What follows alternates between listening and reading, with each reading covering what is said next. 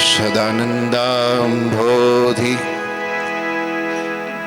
स्मितरुचिरपूर्णेन्दुवदन प्रफुल्लाम्भोजन्मा छजशजशेषुभाक्षियुगल कृपा पारावार श्रीत सकल जीवाति सुख दो महान श्रेयो मूर्ति जयति सही नारायण मुनि गुरुर्ब्रह्मा गुरुर्विष्णु गुरुर्देवो महेश्वर गुरु साक्षात् परं ब्रह्म तस्मै श्री गुरुवे नमः। ओम अवतारिणे श्री स्वामिनारायणाय नमो नमः। श्री घनश्यामाय नीलकंठाय सहजानंदाय नमो नमः। हरे कृष्णाय परम ब्रह्मणे च नमो नमः। श्री सद्गुरु चरण कमलेभ्यो नमो नमः। बोलो श्री स्वामीनारायण भगवाननी। ડીમ ડીમ ડીમ ડીમ ઘોષ કરવાનો। બોલો શ્રી ઠાકોરજી મહારાજની। હજી થોડુંક વોલ્યુમ। શ્રી ઘનશ્યામ મહારાજની। શ્રી હરિકૃષ્ણ મહારાજની। સદગુરુદેવની। 500 પરમહંસની।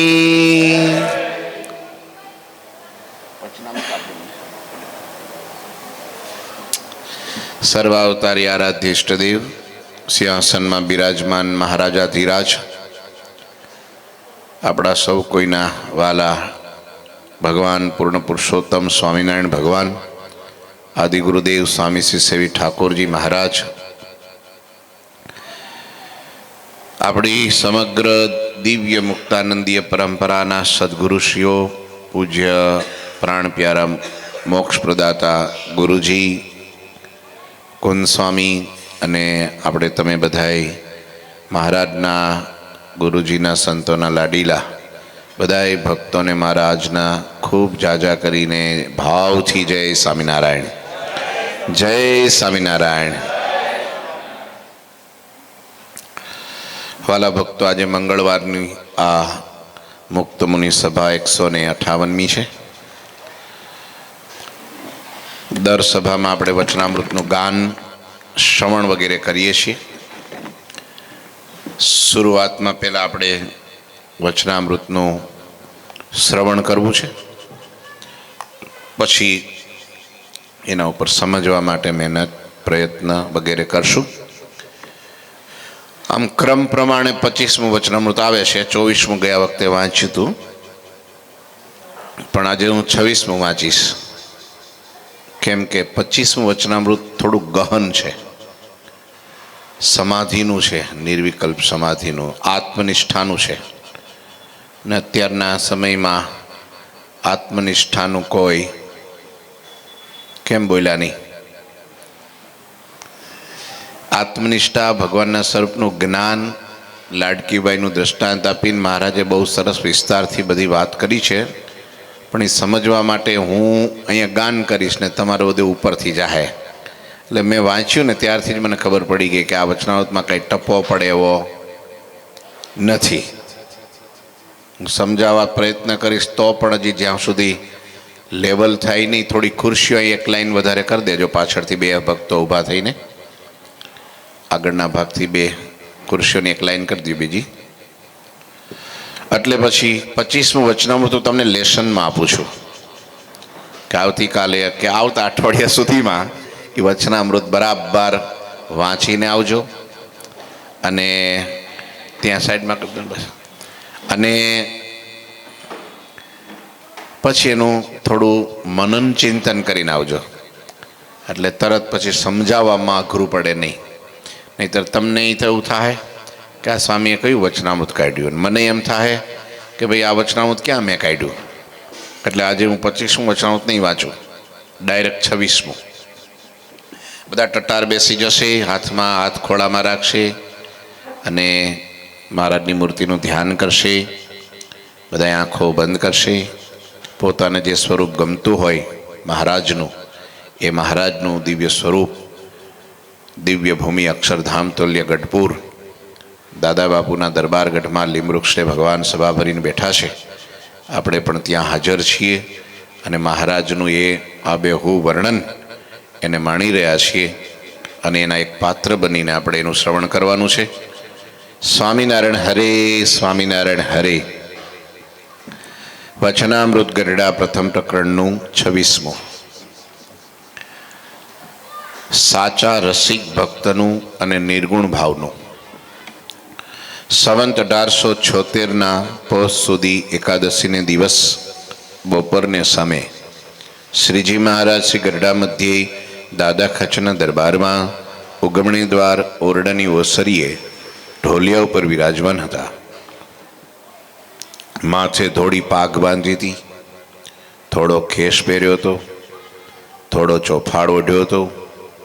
2 કાનને ઉપર ગુલદાવદીના મોટા મોટા 2 પુષ્પ ખોશ્યા હતા તથા પુષ્પનો તોરો પાઘને વિશે ખોશ્યો હતો. અને પોતાના મુખારવિંદની આગળ પરમહંસ તથા દેશ દેશના હરિભક્તોની સભા ભરીને બેઠી હતી. ને પરમહંસ તાલ પખાજ લઈને કીર્તન ગાતા હતા. પછી શ્રીજી મહારાજ બોલ્યા, છે હવે કીર્તન બોલવા રાખો, અમે આ એક વાર્તા રૂપી કીર્તન બોલીએ તે સાંભળો. પછી પરમહંસે કહ્યું, છે મહારાજ બહુ સારું, તમે વાત કરો ને. પછી શ્રીજી મહારાજ બોલ્યા, છે ભગવાનના રસિક કીર્તન ગાતા ગાતા જો એક ભગવાનના સ્વરૂપમાં જ રસ જણાય તો ઠીક છે, અને જો ભગવાનના સ્વરૂપ વિના બીજે ઠેકાણે રસ જણાય તો એમાં મોટી ખોટ છે. કેમ છે એ ભક્તને જેમ ભગવાનના શબ્દમાં હેત થાય છે ને તે શબ્દમાં રસ જણાય છે, તેમજ ગીત વાજિંત્રના શબ્દમાં અથવા સ્ત્રી આદિકના શબ્દમાં રસ જણાય છે ને હેત થાય છે. માટે ભક્તને અવિવેકી જાણવો અને ભગવાન અથવા ભગવાનના સંત તેના જે વચન તેને વિશે જેવો રસ જણાય છે તેવો જ બીજા વિષયના શબ્દમાં રસ જણાય છે, એવી જે મૂર્ખતા તેનો ત્યાગ કરવો. અને એવી મૂર્ખતાનો ત્યાગ કરીને એક ભગવાનને શબ્દ કરીને જ સુખ માનવું. અને એવી જાતનો જે રસિક ભક્ત છે તે ખરો છે. જેમ શબ્દ તેમજ સ્પર્શ પણ એક ભગવાનનો જ ઈચ્છે. અન્ય સ્પર્શને તો કાળો નાગ તથા બળતો અગ્નિ એ જેવો જાણે ત્યારે તે રસિક ભગત સાચો. તેમજ રૂપ પણ ભગવાનનું જોઈને પરમ આનંદ પામે અને બીજા રૂપને તો જેવો નરકનો ઢગલો તથા સડેલ કૂતરું તેવું જાણે. એ રસિક ભક્ત સાચો.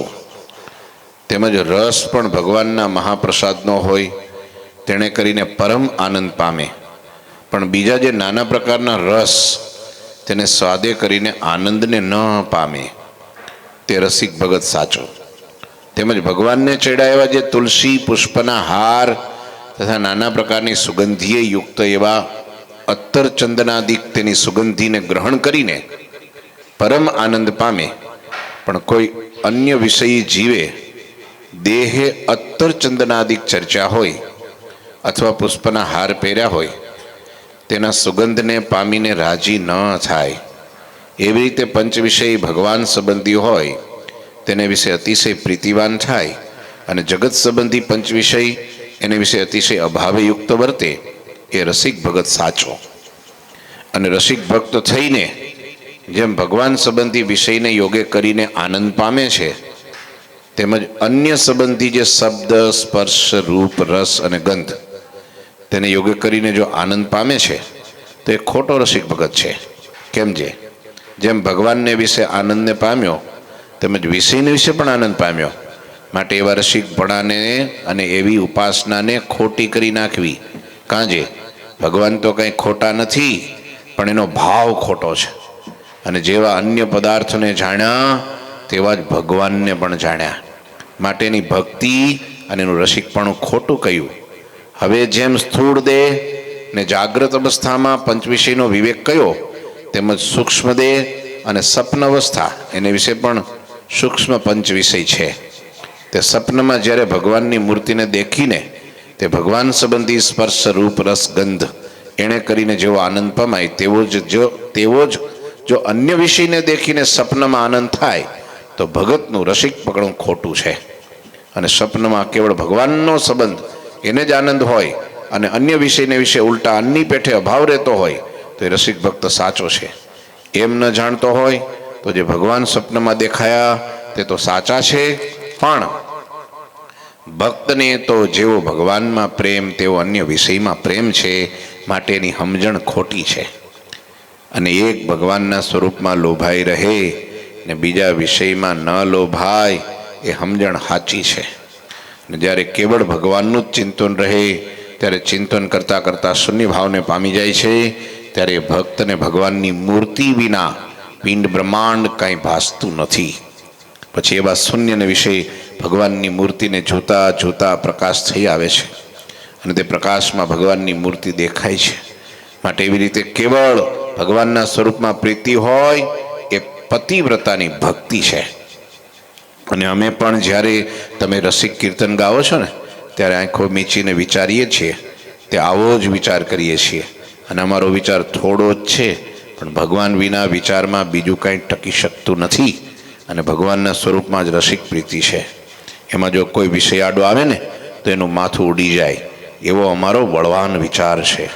અને તમે જેમ કીર્તન જોડી રાખો છો ને, અમે પણ આ વાત કરી એટલું એક કીર્તન જોડી રાખ્યું છે. તે તમારી આગળ કહ્યું એમ શ્રીજી મહારાજે પોતાનું મીશ લઈને પોતાના ભક્તને અર્થે વાત કરી દેખાડી. ઇતિ વચનામૃતમ ગરડા પ્રથમનું 26મું વચનામૃત થયું. આંખો ખોલ નાખો. રહોડામાં બગડાટી બોલે છે કઈ? બધાને નજર ન્યા જાય છે વચનામૃતમાંથી? કારણ કે મારી નજર ન્યા ગઈ હતી એટલે કહું છું. તમારી કોની કોની ગઈ હતી? સાચું કહી દેજો, જેની ગયો એની. તો રસિકપણું સાચું, જે સાચું બોલે ને એનું રસિકપણું સાચું. કોઈની નહોતી ગઈ? ધીરે ધીરે હાથ ઊંચા થાય છે. કોણ છે રસોડામાં? તમે તો અહીં બેઠા છો. આ રસિકપણું ખોટું. કથા ટાઈમે કથા અને ભોજન ટાઈમે ભોજન, આનંદ ટાઈમે આનંદ, હુઈ જવા ટાઈમે હુઈ જવાનું અને રમવા ટાઈમે રમી લેવું, એનું નામ રસિકપણું સાચું. હજી કોઈ કકડાટી બોલાવે છે? હાલશે તો અઘરું. એક જણો આંટો મારો. આમ તો હવે ધીરે ધીરે પ્રસાદ બંધ કરી દેવો છે એટલે બગડાટી જ નહીં કાંઈ. વાલા ભક્તો, વચનામૃત બહુ સરસ રસિક ભક્તનું છે, સાચા રસિક ભક્તનું અને નિર્ગુણ ભાવનું છે. આપણા માટે છે. મહારાજને શું ગમે છે એના માટેનું છે. વિવેકી સાચો ભગત કોણ કહેવાય? અમે વિવેક છે ને એ 10મો નિધિ છે. વિવેક છે ને, વિવેક વગરનું કશું શોભતું જ નથી. સંસારમાંય નહીં, જગતમાંય નહીં, ભૌતિક માર્ગમાં નહીં, આધ્યાત્મિક માર્ગમાં તો બિલકુલ નહીં. જો વિવેક ન હોય તો ગમે એટલી ભક્તિ કરેલી પણ વ્યર્થ વહી જાય, ગમે એટલો ધર્મ પાડેલો પણ વ્યર્થ થઈ જાય, ગમે એટલું જ્ઞાન હોય તો પણ કંઈ કામ નથી લાગતું વિવેક વિનાનું. ગમે એટલું જ્ઞાન હોય, ગમે એટલા શાસ્ત્રો આપણે સાંભળ્યા હોય કે મોઢે કર્યા હોય, વિવેક વગરનું બધું અઘરું છે. અને વિવેક એટલે શું? ક્યારે શું કરવું ને ક્યારે શું ન કરવું, શું સાચું ને શું ખોટું, એટલી જો આપણને ખબર ના પડે તો આપણામાં ને પશુમાં કાંઈ ભેદ નહીં. ઘણી વાર બધું હરખું. જીવ જગતનો એવો ડાયો, કેવો ડાયો? જીવ જગતનો એવો ડાયો, કથા સાંભળવા જાય. ક્યાં જાય? અમુક તો ધીરે ધીરે આવે, હે અડધી કથા પતી જાય પછી. જીવ જગતનો એવો ડાયો. આગળ આવતા રહ્યો, આમ લાઈનમાં આવતા રહ્યો. બસ હવે થોડીક મને લાગે શાંતિ રહે રોડામાં. કથા સાંભળવા જાય. ક્યાં જાય? અને ભાંડ ભવાઈના ભૂંગળા વાગે ત્યાં પણ દોડ્યો જાય, ત્યાં પણ દોડ્યો જાય. કોણ કે છે? કોના છે? ચંદ્રાવળા. ચંદ્રાવળા કહેવાય, એક રાગ છે ચંદ્રાવળાનો. દલપતરામ કવિએ લખ્યા છે લગભગ. હા. કથા સાંભળવા જાય, ભાંડ ભવાઈના ભૂંગળા વાગે ત્યાં પણ દોડ્યો જાય, ત્યાં પણ દોડ્યો જાય. કેવો જાય? બુઢાપણની લાજ ખોવે એવો જાય. કેવો જાય? એને લખ્યું છે, કહું છું. એવો જીવ જગતનો એવો ડાયો, અને કથા સાંભળવા જાય. તો કથા સાંભળવા તો જાય જ. જ્યાં જે રસ મળે એ બધો લઈ લે, એકય છોડે નહીં. લ્યો, એ ભગવાનનો ભક્ત નહીં, રસિકપણું નહીં. ખોટી સમજણ, ખોટી ભક્તિ, ખોટો પ્રેમ અને ખોટું રસિકપણું છે. રસિકપણું જોઈએ, પણ મીરાબાઈ જેવું, લાડુબાન જીવબા જેવું, મુક્તાનંદ સ્વામી દાદા ખાચર જેવું, પર્વતભાઈ ને ઝીણાભાઈ જેવું. ઝીણાભાઈ દિવાન હતા, પોતે જુનાગઢના દિવાન સાહેબ હતા. ગામના પંચાળાના ઠાકોર હતા, રાજા હતા, અને જુનાગઢના દિવાન હતા. કચેરીમાં બેઠા હતા. મુસલમાનનું રાજ હતું. નવાબ સાહેબે કચેરી ભરી હતી, એમાં એની ખુરશી પડતી. એટલું ઊંચું પદ હતું એમનું. અને ત્યાં રાજાએ કંઈક મુજરો કર્યો. મુજરો તમને ખબર પડી? મુજરો કરે એમાં થઈ કાર નાચે ને તબલાની થપાટ વાગે ને સંગીત ક્લાસિકલ વાગતું હોય ને એના રાગ પ્રમાણે નાચગાન થતું હોય. અને એમાં એવા લોકો નાચવા માટે ત્યાં આવ્યા. અને એમ કહેવાય છે ઝીણાભાઈ દરબાર ત્યાં સભામાં બેઠા હતા. એની મુંડી નીચી થઈ ગઈ અને હાથમાં માળા લઈ લીધી અને મહારાજના સ્વરૂપમાં મન પરોવી દીધું અને સ્વામિનારાયણ સ્વામિનારાયણ જપવા લાગ્યા.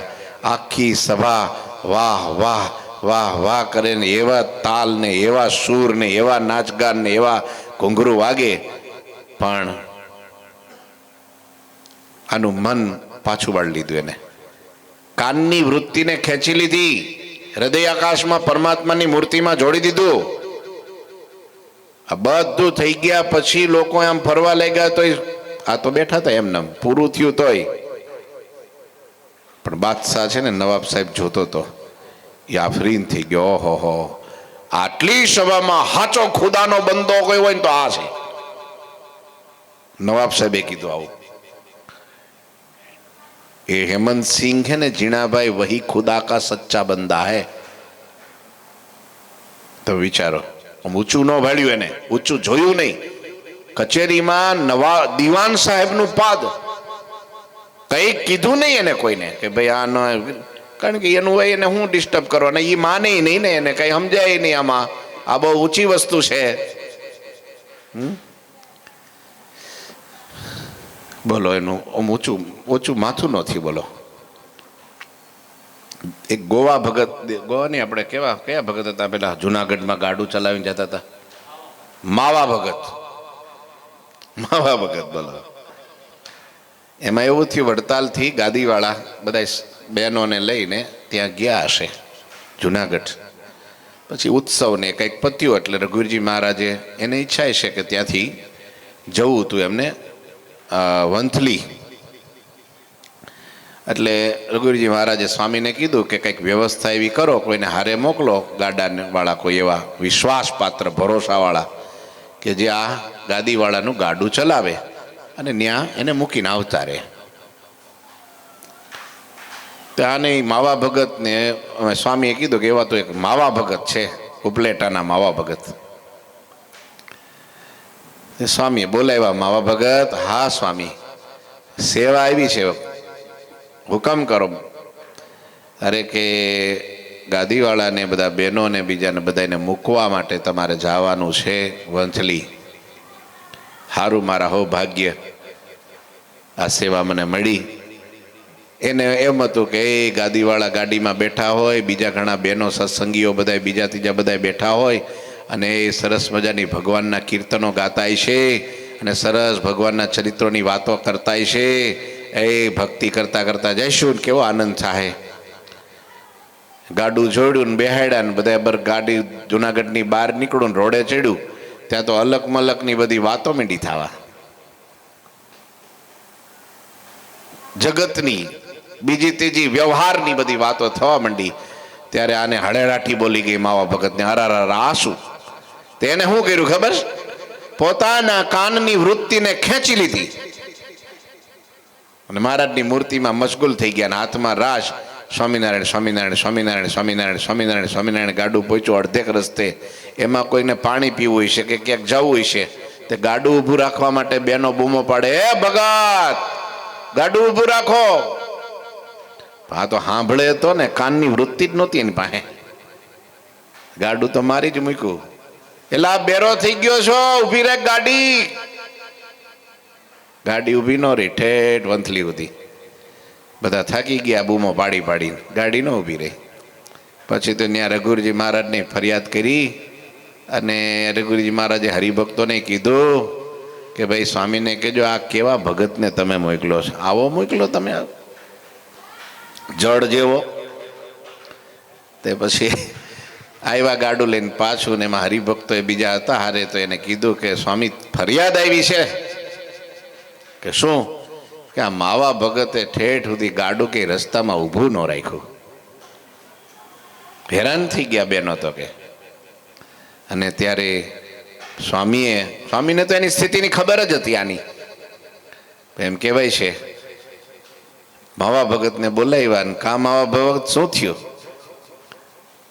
સ્વામી હું તમને વાત કરું કે ભાઈ કહેવા જેવું નથી. કે કયો ને મને તો એમ હતું સ્વામી જઈશું તો કેવી ભગવાનની વાતો થશે, કીર્તનો ગવાશે, ભગવાનની ધૂન થશે ને સરસ મજાનું રહે છે ખુદી ભગવાનના ચરિત્રોનો શ્રવણ કરવાનો આનંદ આવશે. પણ આ તો બીજી ને ત્રીજી ને કોણ ફલાણીને ઢીકાડીને વાતો ચાલુ થઈ તો મને થયું હાય હાય મારો ટાઈમ ફોગટ્યો જાહે. કે પછી મેં તો મારા કાનની વૃત્તિ ખેંચી લીધી અને પછી ભગવાનના મૂર્તિમાં સ્થિર થઈ ગયો.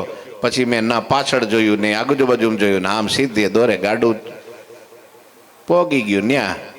પણ કે આ બૂમો બહુ પાડતા હતા, સ્વામી માફ કરજો મને કાંઈ ખબર રહી નથી. સમજ્યા કાંઈ આટલી વાતમાં? લ્યો આપણે તો થોડી વાર જો ધૂન ગઈ ને તો કે સ્વામી હવે થોડુંક કંઈક આમ જો ધમાચકડી વાળું કંઈક વગાડો. રસિક ભક્ત કોને કહેવાય? ભગવાનના સંબંધી પંચ વિષય સિવાય બીજું એમને ગમે નહીં. જીણાભાઈની જેમ, પર્વતભાઈની જેમ, માવા ભગતની જેમ ગમે જ નહીં. ન્યાયની વૃત્તિ જાય જ નહીં. અને એવું કંઈક લાગે ત્યાંથી ખસી જાય. કદાચ પોતાના મન ઉપર સંયમ ન રહે, કદાચ પોતાના કાન ઉપર સંયમ ન રહે તો એને ખબર પડે કે ભાઈ આમાં તો સારું અઘરું થશે. પેલા જેવું થાય એક પવિત્ર ભૂદેવ બ્રાહ્મણ કર્મકાંડી શુદ્ધ વિદ્વાન અજામિલ હતો. ભાગવતમાં 8મા સ્કંદમાં કે 7મ સ્કંદ કે 8મા સ્કંદમાં એની કથા આવે છે, અજામિલની કથા. એટલો પવિત્ર કર્મકાંડી બ્રાહ્મણો, વિદ્વાન પુરુષ, પવિત્ર નક્ષિક. બોલો. અને એકવાર જંગલમાંથી પસાર થયો અને કોઈ કુટિલ સ્ત્રીના માથામાંથી પડી ગયેલું એક ફૂલ અને હાથમાં લઈને ખાલી સૂંઘ્યું અને એની ગંધ ખાલી અંદર ગઈ ને નાકમાં એની બુદ્ધિ ભ્રષ્ટ થઈ ગઈ અને એવો પાપ કરવા લાગ્યો, એવો અધર્મ કરવા લાગ્યો કે બધાય ધંધે પૂરો થઈ ગયો. જગતના પંચ વિષય ભોગવવાથી માણસની બુદ્ધિ ભ્રષ્ટ થાય છે. મહારાજ પ્રથમનું 6ઠું વચનામૃત લ્યો, 8મું, સોરી 6ઠું નહીં 8મું. ભગવાન શ્રી કૃષ્ણના સંબંધી એવું કીધું, ભગવાન સંબંધી પંચ વિષય ભોગવવાથી જીવની બુદ્ધિ પવિત્ર થાય છે અને જગત સંબંધી જોવાથી, નાખવાથી, કાનથી, નાકથી, જીભથી, આંખથી, ત્વચાથી એની બુદ્ધિ ભ્રષ્ટ થાય છે. પછી એનું ક્યારેય ભજન કરવા બેસે ત્યારે મન ભગવાનમાં સ્થિર નથી થતું. અહીંયા એ વાત આખામાં એ કરી. રસિક ભક્ત છે એ જ ભગવાનને અતિ પ્રિય છે. રસિક ભક્તની જ મુક્તિ થાય છે. રસિક ભક્ત જ ભગવાનને પામે છે અને રસિક ભક્તને જ ભગવાનની મૂર્તિનું સુખ મળે છે. છેલ્લો વચનામૃત, છેલ્લામાં વચનામૃતમાં એક બહુ સરસ વાત આવે છે. નામ મને નંબર યાદ નથી, પણ એમાં એવું કીધું છે કે જેને જગતના પંચ વિષય ઝેર જેવા થઈ ગયા છે, નથી ગમતા કહેતા, એમાંથી વૃત્તિ પાછી વળી ગઈ છે અને એને જીતી લીધા છે. જેને વિષયોને જીતી લીધા છે, ઇન્દ્રિયો અંતકરણને જીતી લીધા છે, એ જ ભગવાનના સુખનો ભોગતા થાય છે. બીજાને સુખ તો એને સપનામાં નથી મળતું. કેવું સુખ મળે છે તો કે છે જેવું ભગવાનને પોતાના સ્વરૂપનું મળે છે એવું જ ભક્તને ભગવાનનું સુખ પ્રાપ્ત થાય છે. ભગવાનનું સુખ બહુ અલૌકિક છે. એકવાર કોઈ ચાખી જાય એટલે એનો કેપ ઉતરે નહીં કોઈ દી. આ દુનિયાના કેપ ઉતરી જાય. અને આ દુનિયામાં કેવું છે, હાવ સીધી ચોખ્ખી વાત કહું કે એ તમને એકવાર ભોગવો ને એટલે એના કરતાં તમારે અપડેટ જ જોઈએ. દર વખતે અપડેટ માગે. એકનું એક ન ગમે. તમે જોજો, વ્યસનનું સુખ પણ એવું છે. વ્યસન એમને માણસ નથી કરતો, એને મજા તો આવે જ છે એટલે જ કરે છે. મજા તો આવે જ છે પણ પછી એને એકથી નથી ચાલતું. એનાથી હાઈડોઝ, એનાથી વધારે હાઈડોઝ, એનાથી વધારે હાઈડોઝ, એટલેથી એને પૂરું નથી થતું. ઘણા એમ કે આપણને, હો આપણે સ્વામી બે જ, વધારે ત્રીજું નહીં, એક સવારે ને સાંજે. હવે એની પાછળ મારે ક્યાંક કેમેરો રાખવા, આ બે જ લે છે. ક્યાં માળા દોડાવવા, પોલીસ રાખવી, શું કરવું? તો તને બે થી જ પૂરું થઈ જતું તો 5 દિવસમાં 2 છૂટી જાય ને. તું એક દી 15 ખાતો તો એમાંથી 2 આવી ગયો છો તો 13 છૂટી ગયા. 2 માં કેટલી વાર રહે? આ તો મનને મનાવવાની વાત છે. બાકી તો જેને એમાં જો એમાં ઉલટી જ થઈ ગઈ છે. એક વાર તમે ખાધું આન ને ઉલટી થઈ ગઈ, પછી ખાવાનું મન કોઈ દી થાય? એમ જેને પંચ વિષયની આ વ્યસન છે, એ વિષય જ છે એક પ્રકારનો, સમજ્યા? હા, 5 પ્રકારના છે. મેં હમણાં થોડાક દી પહેલા આપણે ક્યારે આવી સૌને અહીં બેટા, મને લાગે એકાદશી દિવસે વાત કરી હતી. આ એકાદશી સાંભળજો. જો જગત સંબંધી વિષય કેવા છે.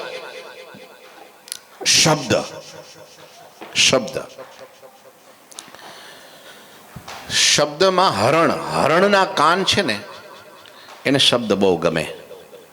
સંગીતના શબ્દો સારું એ હોય, રાગ રાગીણી એ સારું ગમે એને. કાન તરત જ માંડે. એ ભાન ભૂલી જાય કે હું ત્યાં જઈશ તો આ બાણ માર દે, ગોળી માર દે, મને પકડી લે, મારી નાખશે. પણ શબ્દ કાનમાં જાય એટલે બધું ભૂલી જાય. દોડતું ત્યાં જાય એટલે શિકારી તૈયાર જ હોય. બાણ મારે કા ગોળી મારે એટલે મરી જાય. એક શબ્દના કારણે હરણનું મોત થાય. સ્પર્શ, હાથીનું છે ને, આ સ્પર્શ ચામડી છે ને બહુ પેલી શું કહેવાય, ઉત્તેજિત હોય વધારે, માણસ કરતાં પણ વધારે. ત્વચા, હા, સ્પર્શ કરવા માટે હાથણી તરફ દોડે. આ લોકો શિકારી શું કરે, એ ખાડો ખોદે, એના ઉપર વાંસની પટ્ટીઓ ગોઠવે, એના ઉપર ઘાસ નાખી દે, એના ઉપર કાગળની આબેહૂબ હાથણી ઊભી કરે. પછી પેલો હાથી જોવે એટલે દોડતો એને સ્પર્શ કરવા આવે, એ સીધો ખાડામાં પડે અને આ શિકાર કરી નાખે. આ સ્પર્શથી એનું મોત થયું. રૂપ, પતંગિયું, આ તમે જો પેલા લાઇટ પ્રકાશ હેલોજન કે અગ્નિ જ્યાં પ્રગટાવો ને એટલે દોડીને સીધા ત્યાં અંદર ખાબ કે એને ખબર છે કે આમાં હું મરી જઈશ, પણ એની ઇન્દ્રિય છે ને રૂપ તરફ એટલી પાગલ બની ગઈ હોય કે કાંઈ ન દેખાય ને સીધી હોમી જાય, મરી જાય. મૃત્યુ. રસ. માછલી તમે જો આમ પેલા દાણા નાખો ને એમાં પાણીમાં એટલે માછલી તરત તરાપ મારે સીધી. પણ જેવું પેલું દોરિયારે બાંધેલું એ નાખે ને એટલે એમાં કાંટો ભરાઈ જાય, સીધો શિકારી એનો નાશ કરી નાખે, મરી જાય રસથી. ગંધ. ભમરાને સુગંધ બહુ ગમે. કમળ ઉપર બેઠો હોય ફર્સ્ટ ક્લાસ સવારે, અને ભાઈ ધીરે ધીરે સાંજ પડે ને તો એ ભમરો એમાંથી ઊભો ન થાય, એને મજા જ આવતી હોય એટલી બધી, પછી ચોંટી જાય. અને પછી સાંજ પડે કમળ ધીરે ધીરે સૂર્ય જેમ ઢળે ને એમ કમળ બીડાય, એટલે એને એમ થાય કે હમણાં કમળ ખુલી જશે, હમણાં ઉડી જઈશ, હમણાં ખુલી જશે. એમ સવાર થઈ જાય અને કે સવાર પડે એટલે કમળ ખુલી જશે આમ, એટલે હું ઉડી જઈશ, છૂટી જઈશ આમાંથી. પણ ત્યાં તો સવાર પડતા પહેલા હાથી આવે, હું આમ લઈને કમળ લઈને અચ્યુતમ કેશવમ, પૂરું થઈ જાય. મૃત્યુ. ગંધથી ભમરાનું મૃત્યુ, શબ્દથી હરણનું મૃત્યુ, રસથી માછલીનું મૃત્યુ, સ્પર્શથી હાથીનું મૃત્યુ, પછી રૂપથી પતંગિયાનું મૃત્યુ. જોયું? આ પાંચે પાંચ. આ એક ખાલી ઇન્દ્રિય, એક જ વિષય ભોગવવાથી મોત થતું હોય તો માણસમાં એક આરે પાંચ બળવાન હોય તો એનું શું થાય એ કહેવાનું છે બસ. અને જો તમે જીભ આમ ભાગે, આંખ આમ ભાગે, કાન આમ ભાગે. ભગવાનનો ભક્તનું એ લક્ષણ નહીં. ભગવાનના ભક્તો એનું જ નામ ટાઇટલ એને લાગે ભગવાનનો ભગત. આપણે કહીએ ભગત જય સ્વામિનારાયણ, ભગત કાન માંડે તરત કે કાના મને બોલાયો, એટલે એ હું માનતો હોય? કેમ બોલ્યા નહીં? એ હું માનતો હોય? કોને કીધું? આ મને કીધું. કેમ કે હું કોણ છું? બોલો વાંધો નહીં, કઈ નથી એમ તો નહીં કહેવાય ને. આપણે કોણ છીએ? ભગત છીએ. કોણ છીએ? ઘણા લોકો નથી ગમતું, ઘણા લોકોને ભગત કહે ને તો દેશી જેવું લાગે કે આ હું, મને ભગત નહીં કહેવાનો, ભાઈ કહેવાનો. ભાઈ કોને કહેવાય? ભાઈ કોને કહેવાય? મુંબઈમાં મોટા ભાઈ હોય હો. હા, માથાભાઈ ને ભાઈ. ભગત બહુ પવિત્ર શબ્દ છે, ભગવાનનો આપેલો છે. જેનામાં ભક્તિ છે એને ભગત કહેવાય. ભગવાન પ્રત્યેની ભક્તિ, એને નામ ભગત કહેવાય. ભક્તિવાન ભગત છે. ભક્તિ કોને કહેવાય? એક પરમાત્મામાં જ પ્રીતિ હોય, એનો જ શબ્દ ગમે, એનું જ રૂપ ગમે, એનું જ સ્પર્શ ગમે, બધું જ એનું ગમે. એ સિવાય બીજું કોઈનું. કાળા નાગ જેવું લાગે આ એમ કીધું. બોલો, કાળો નાગ કેવો એનાથી બીતો રે, એમ બીતો રે. સુરા બાપુ મહેમાન ગતિ કરવા માટે ગયા હતા. કયા ગામમાં ગયા હતા મને પૂછતા નહીં, પછી એકલા મને કઈ પૂછજો એટલે હું કહીશ. અને ત્યાં એ મહેમાન ગતિમાં તમને કહે ક્ષત્રિયોમાં તો આ દારૂ પાવો કે ભાંગ પાવી કે ઠાલિયા પાવા કે ગાંજા પાવા, બીડી સિગારેટ, આ બધું તો નોર્મલ ગણાય, મહેમાન ગતિમાં કહેવાય. એટલે મેં ન આપે તો મહેમાન ગતિ ન કહેવાય. એટલું નહીં, એમને રાત્રે કોઈ કુટિલ સ્ત્રીઓને મોકલે ત્યાં એમની પાસે, એમની સેવામાં મોકલે. આ એનું સન્માન ગણાતું. વિચારો. અને સુરા બાપુને રાત્રે ઉતારો આપ્યો હવેલીમાં, એના અલાયદા મકાનમાં. અને ન્યાના કોઈ વ્યક્તિએ રાજાને એટલે કે સુરા બાપુને ધર્મમાંથી પાડવા માટે સ્પેશિયલ આ કાવતરું કરેલું કે બહુ મોટો સ્વામિનારાયણીઓ ભગત કહેવાય છે, તો આજે એના પારખા લઈ લઈએ. એ પારખા કરવા માટે રાત્રે કુટિલબાઈ સ્ત્રીને મોકલીને બારણું ખટખટાવ્યું ને બાપુએ અંદરથી અવાજ કીધો, કોણ? એટલે સ્ત્રી કહે તો હું છું. અહીંયા અત્યારે રાત્રે બારણું નહીં ખુલે.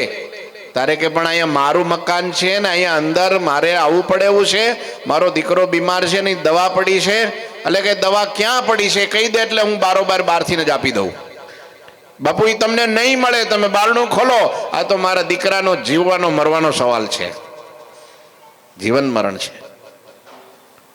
બાપુને દયા આવી હશે. બારણું ખોલ્યું અને તરત કે લઈ લે તારું દવા જ્યાં હોય ને નીકળી જા બહાર. અને એ બાઈ તો અંદર ગઈ ને પોતાના નખરા જે કંઈ હાવભાવ હતા એ બતાવવા માંડી. અને ત્યારે બાપુ પારખી ગયા. સેકન્ડના છઠ્ઠા ભાગમાં તલવાર લટકતી હતી, કાઢી બહાર અને આમ ગળે અડાડતી હતી. બોલ, શું કરવા આવી છો? એ બાઈ તો ઢગલો થઈ ગઈ, ચરણમાં પડી ગઈ. હું તમારી ગાય છું, તમારી દીકરી છું, મને ક્ષમા કરો. મને લાલચ આપી પૈસાની, તમને ધર્મમાંથી પાડવા માટે મને મોકલી હતી. મને ક્ષમા કરો, હું નિર્દોષ છું. નીકળી જા બહાર. અને તરત ભાગી. અને આને થયું કે હવે હવાર સુધી જો અહીંયા રહું. એને કેટલું ભગવાન સંબંધી પંચ વિષયને જીવનપણું માન્યું હશે.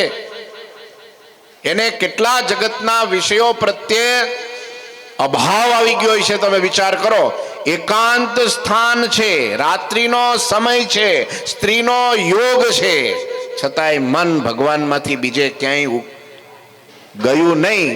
અને એને યાદ રહ્યું કે મારે નિષ્કામ ધર્મ છે, ભગવાન સ્વામિનારાયણનો હું ભગત છું, મારે ક્યારેય પણ સપનામાંય નહીં. અને સુરા બાપુ રાત્રે ને રાત્રે મારતે ઘોડે ગરડે આવ્યા. અને ગરડામાં સ્વામિનારાયણ ભગવાન વહેલા જાગી પરવારી અને દરબારગઢની અંદર સભા ભરીને બેસી ગયા. કોઈ બોલે ચાલે એ પેલા તો મહારાજ કે મારો ભગત ઇન્દ્રિયો ગઢ જીતીને આવે છે, મારો ભગત ઇન્દ્રિયો ગઢ જીતીને આવે. મુક્તાનંદ સ્વામી કે મહારાજ ઈડરિયા તો બધા જીતે, ઇન્દ્રિયો એવો તે કોણ ભગત છે? અરે હમણાં બતાવું, આવે છે હમણાં. અને ત્યાં તો ગઢડાના સીમાડામાં એ સુરાબાપુના ઘોડાના ડાબલા મીંડા ગાજવા. આ બાજુ મહારાજ ઉભા થઈ ગયા, દોડતા ઘેલા સામે કાંઠે ગયા. આવો મારો ભગત આવી ગયો.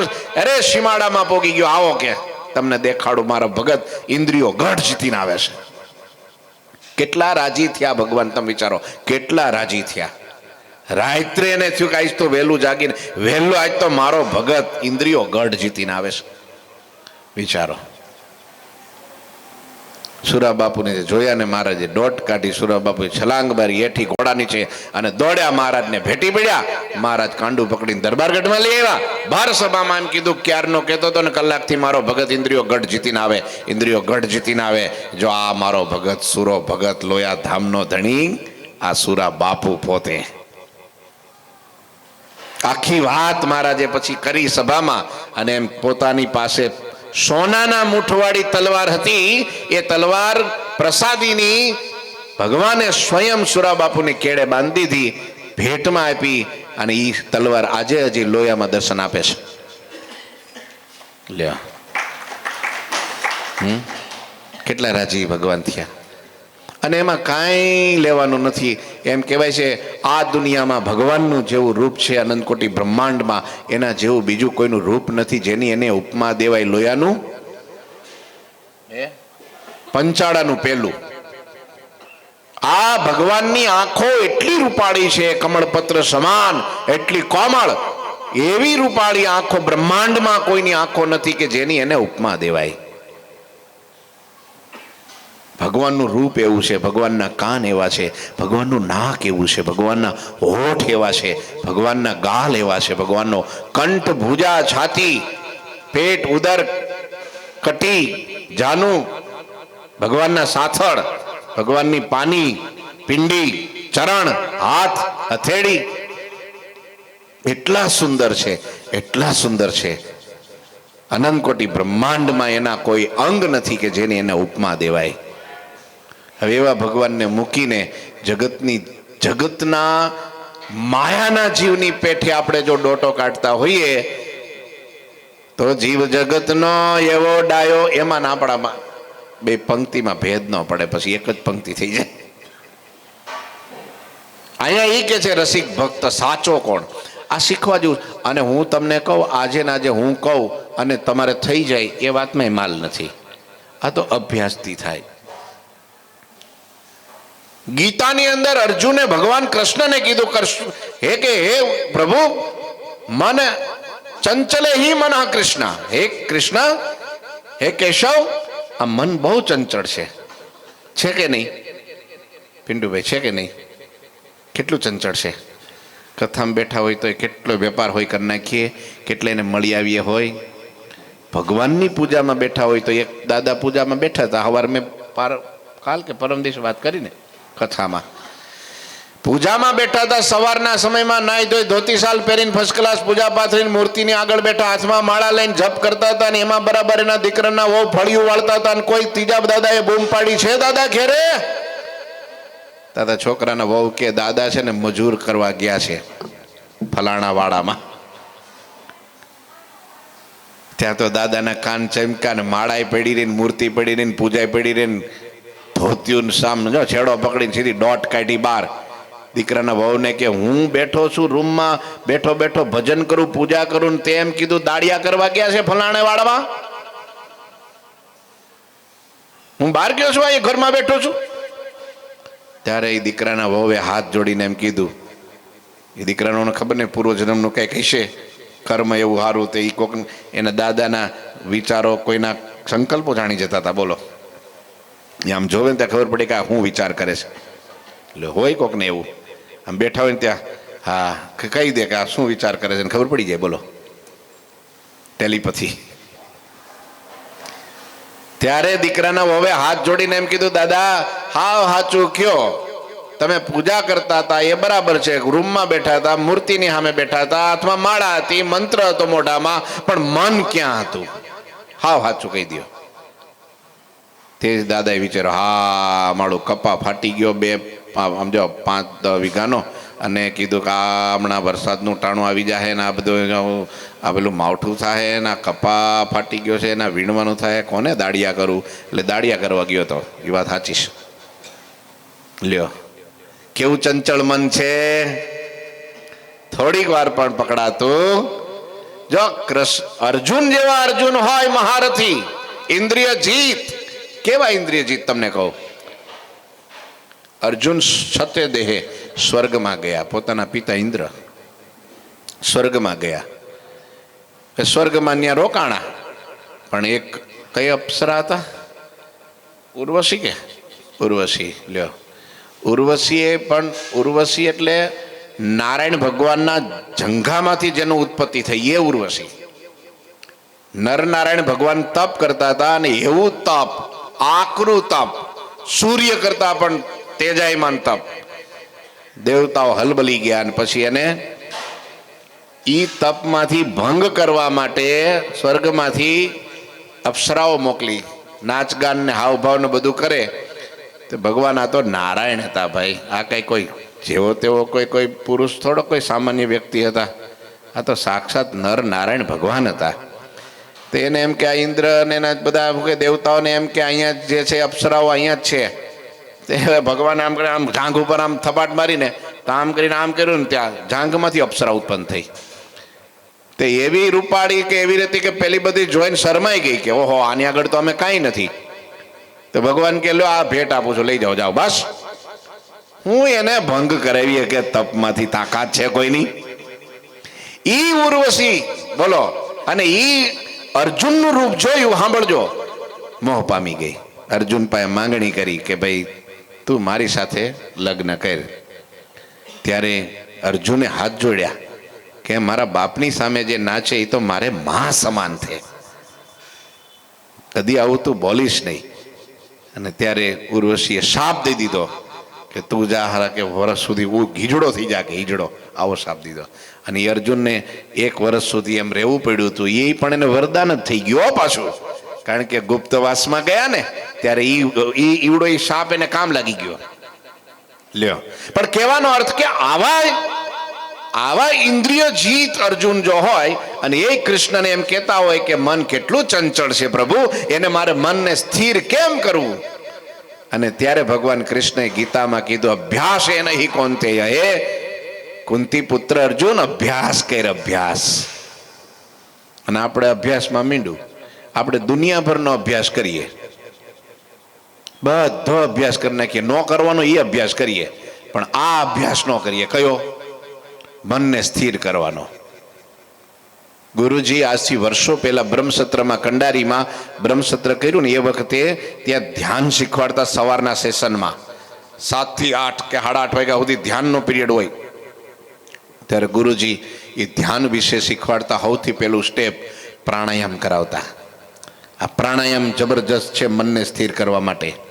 સવારે જાગીને હું તો કહું છું ભલે નાયા ન હોય ને પહેલાં પ્રાણાયામ કરી નાખવા, પછી નાયા પછી તો આપણે ફટ પૂજા કરીને સીધો નાસ્તે જ જવાનું હોય ને, એમાં પછી ટાઈમ ન રહે.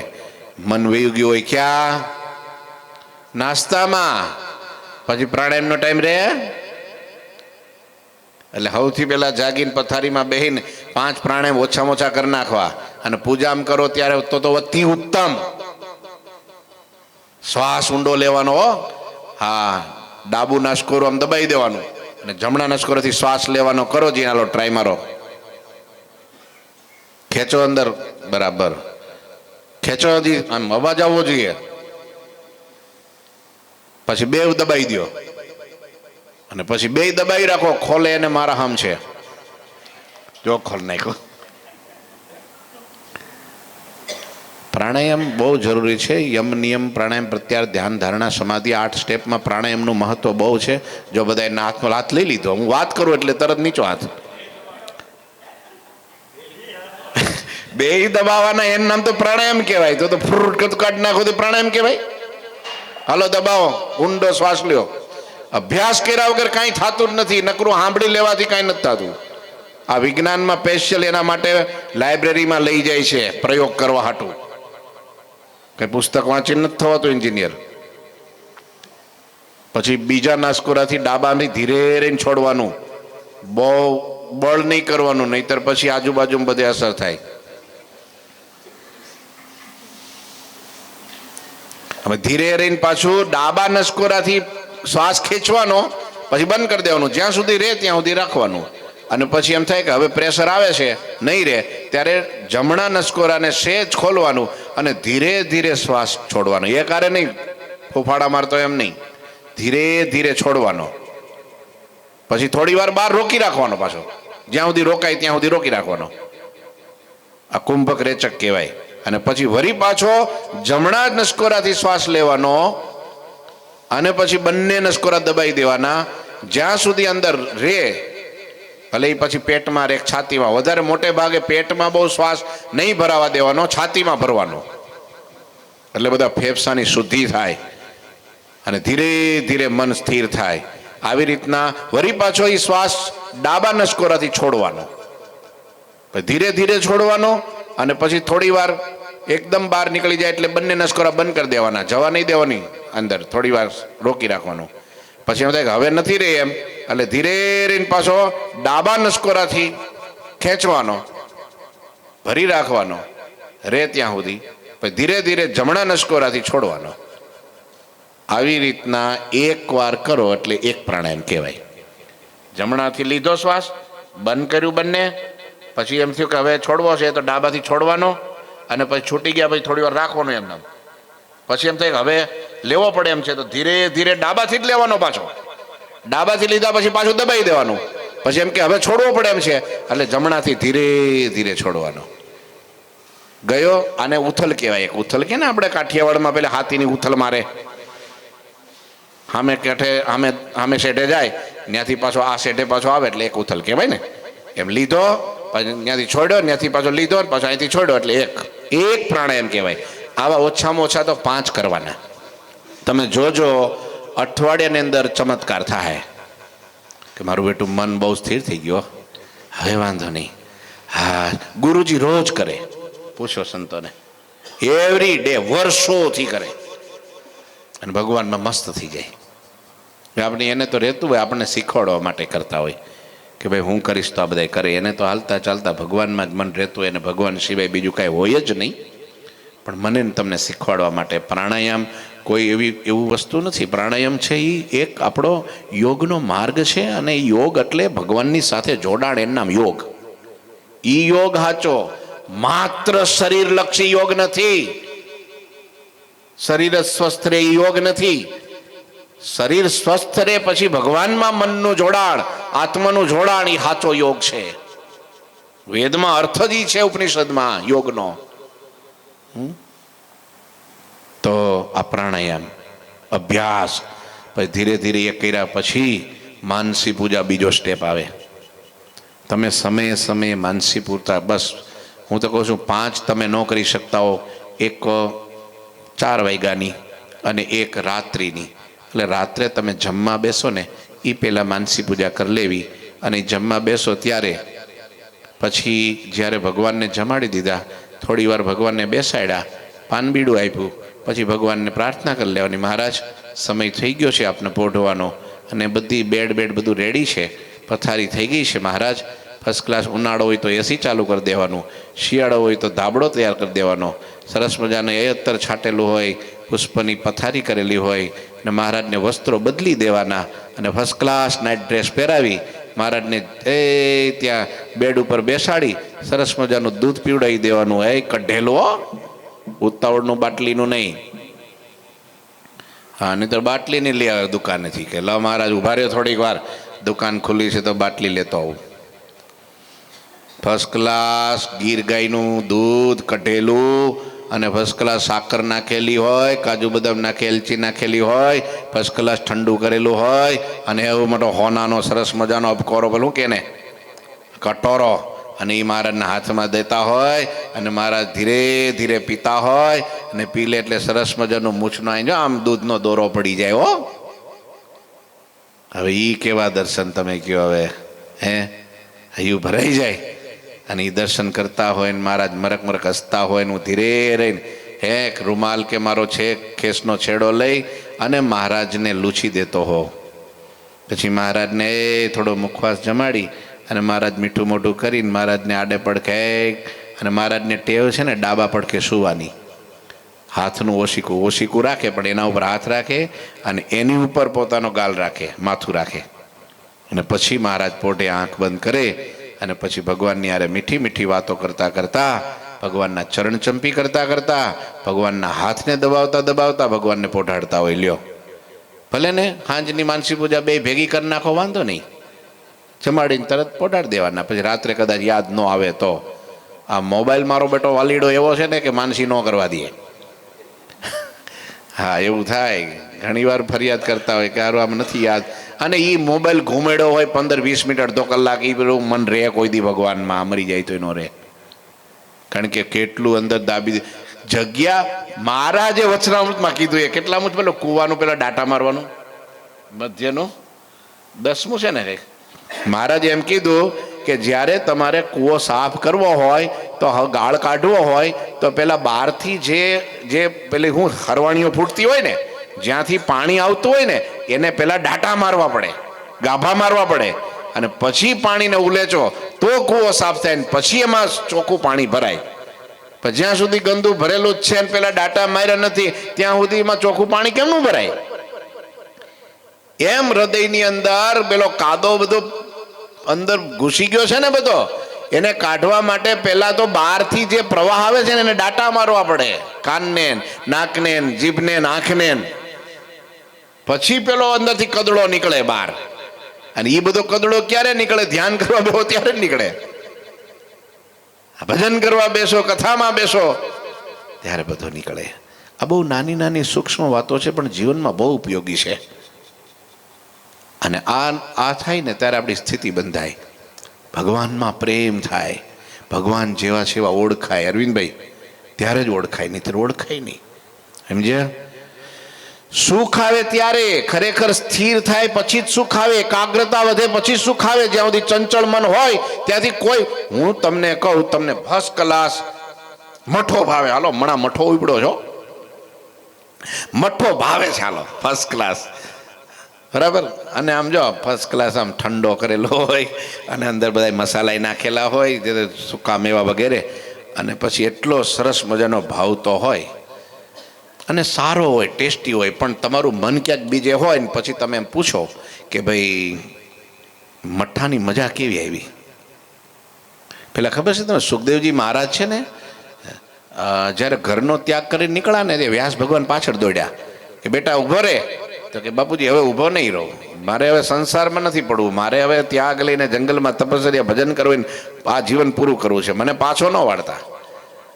ભગવાન નથી, આ પાછો નહીં વળે હવે. ત્યારે ભગવાન વ્યાસે કીધું બેટા જા તો ભલે જા, પણ ગુરુ કરજે, ગુરુ. એકલો ના રહે તો ગુરુ કરજે. કે મહારાજ કોને ગુરુ કરું? તારે કે છે કે રાજા જનકને ગુરુ કરજે. કોને? રાજા જનકને ગુરુ કરજે. આને વિચાર આવ્યો કે આ તો રાજવી પુરુષ, રાજમાં રહેનારો માણસ, વસ્તીની વચ્ચે, રાણીઓની વચ્ચે, દાસ દાસોની વચ્ચે, ભોગવિલાસની વચ્ચે, પંચ વિષયની વચ્ચે રહેનારો, અને એને મારે ગુરુ કરવાના? હું તો ત્યાગી છું. ત્યાં નથી, પણ તોય મારા બાપુએ કીધું, પિતાજીએ કીધું, એટલે મારે જવું તો પડશે ત્યાં જોવા. એટલે ગયા. રાજા જનકને ખબર પડી કે ગુરુ સુખદેવજી મહારાજ પધાર્યા છે. ત્યારે તો ઓહો એમનું સ્વાગત કર્યું, ફૂલડા વેર્યા, હાથ પૂરા કર્યા ને ભાઈ પૂજા કરીને, પગ ધોયા, આરતી કરીને બેસાડ્યા અને ફર્સ્ટ ક્લાસ બાજો ઢાળ્યો. અને પછી મેવા મીઠાઈ હલાવીને આમ જો થાળ તૈયાર જમવા માટે બેસાડ્યા. પણ રાજાને આમ જોતા રહી ગયા સુખદેવજી મહારાજો. આમ આજુબાજુમાં જોતા જોતા જોતા આમ ઉપર નજર કરીને ભાવો મોટો શિલા પથ્થર અને પાતળી દોરીમાં લટકતો હતો, આમ આમ ઝૂલતો હતો માથે, હાવ પાતળી દોરીમાં બાંધેલો ઉપરથી લટકતો પથ્થર જોયો માથે બરાબર. એટલે આ શું કે રાજાએ મને અહીંયા બોલાવ્યો નહીં, બરાબર અહીંયા જ જમવા બેહાડ્યો, નક્કી કંઈક કાવતરું લાગે છે. પણ કઈ બોલ્યા નહીં. પેલું જમવા બેઠા ને 32 પ્રકારના ભોજન, હા ભાવતા એવા મેવા મીઠાઈ પીરસેલા અને જમવાનું ચાલુ કર્યું. આ ભીંજણો નાખે, પવન ઢોળે, જમો આગ્રહ કરીને જમાડે, જમતા જાય. બધી જ વાનગીઓ જમ્યા થોડી થોડી. અને છેલ્લે જમ્યા પછી ચડું કરાવ્યા પછી રાજાએ પૂછ્યું સુખદેવજી મહારાજને કે ભોજન કેમ લાગ્યું? ખારું, ખાટું, તીખું, ગળ્યું, ચીકણું કંઈ બરાબર હતું બધું? કેમ તમને સારું લાગ્યું? ટેસ્ટી હતું? કેમ લાગ્યું? અને એ વખતે સુખદેવજી મહારાજે એમ કીધું, શું તમને વાત કરું, મારા હૃદયની સાચી વાત કહી દઉં, મને જે લાગ્યું તે. આ તારો પથ્થર લટકતો માથે રાખ્યો છે ને, આ પડશેક પડ્યો, પડશેક પડ્યો, પડશેક પડ્યો, કે એમાં જ મારું મન હતું, આમાં હતું જ નહીં. ખબર જ ન રહે કે આ તારું ખાટું છે, ખારું છે, તીખું છે, ગળ્યું છે, કંઈ ખબર જ નથી. લ્યો, એમ જ્યાં સુધી મન ભગવાનમાં ના હોય, પૂજા કરતા હોય ત્યાં સુધી, ધ્યાન ધરતા હોય ત્યાં સુધી, માનસી કરતા હોય ત્યાં સુધી, કથામાં બેઠા હોય ત્યાં સુધી, યાદ રાખો ભગવાનની મૂર્તિનું મરી જાય 100 જન્મ લઈએ ને તોય સુખ ન આવે. પણ થોડી વાર મનને મક્કમ કરીને, મહિમા સમજીને, વાતો સાંભળીને, કથા સાંભળીને, એને પાછું વાળીને, અંતર્વૃત્તિ કરીને જો ભગવાનમાં ચોંટાડી દો એટલે તમને ફુવારા મંડે છૂટવા. પછી અનંત કોટી બ્રહ્માંડની સંપત્તિ એના માટે રાખ થઈ જાય, ધૂળ થઈ જાય. એટલે જનક રાજાએ કીધું, પછી કીધું કે મને આમાં કાંઈ ખબર ન પડી, તારું હું ભોજન કેવું છે. અને ત્યારે રાજા જનક એટલું કીધું કે ગુરુ મહારાજ, હું સંસારમાં રહું છું પણ આમ રહું છું, આમ રહું છું, બસ સતત વિચાર. મોત મારું ચોટલી પકડીને બેઠું છું, ક્યારે આ દેહ પડી જશે મને કાંઈ ખબર નથી. માટે અત્યારે મારે શું કરવાનું છે એ જ મને ખબર છે. હું 1 સેકન્ડ માત્ર પણ ભગવાનમાંથી વૃત્તિ તૂટવા નથી દેતો.